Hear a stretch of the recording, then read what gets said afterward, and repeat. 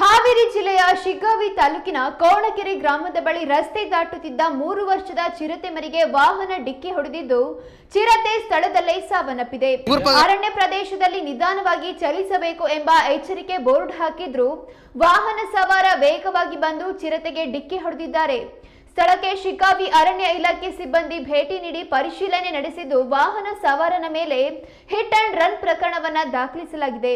ಇದೀಗ ಅರಣ್ಯ ಇಲಾಖೆಯ ಸಿಬ್ಬಂದಿ ಹಾಗೂ ಪೊಲೀಸರು ವಾಹನ ಸವಾರನ ಪತ್ತೆಗಾಗಿ ಕಾರ್ಯಾಚರಣೆ ನಡೆಸುತ್ತಿದ್ದಾರೆ.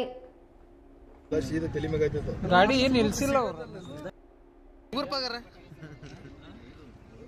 ಈಗ 5 ನಿಮಿಷದ ಎಲ್ಲಾರ ಗಾಡಿ ಇಲ್ಲಿ ಸ್ಟಾಪ್ ಮಾಡ್ಯಾರ. ಸೀದಾ ಮಗಕ್ಕೆ ಹೊಡೆದು ಎಲ್ಲ ಟಚ್ ಮಾಡಿಲ್ಲ ಲಘು ಬಾ ಎಲ್ಲಿ ಹೊಡೆದಿಲ್ಲ ಸೀದಾ ತಲೆ ಮೇಲೆ ಆಯ್ತು. ಗಾಡಿ ನಿಲ್ಸಿಲ್ಲ ಅವರು ಈಗ 5 ನಿಮಿಷದ ಎಲ್ಲಾರ ಗಾಡಿ ಇಲ್ಲಿ ಸ್ಟಾಪ್ ಮಾಡ್ಯಾರ. ಸೀದಾ ಮಗಕ್ಕೆ ಹೊಡೆದು ಎಲ್ಲ ಟಚ್ ಮಾಡಿಲ್ಲ ಲಘು ಬಾ ಎಲ್ಲಿ ಹೊಡೆದಿಲ್ಲ ಸೀದಾ ತಲೆ ಮೇಲೆ ಆಯ್ತು.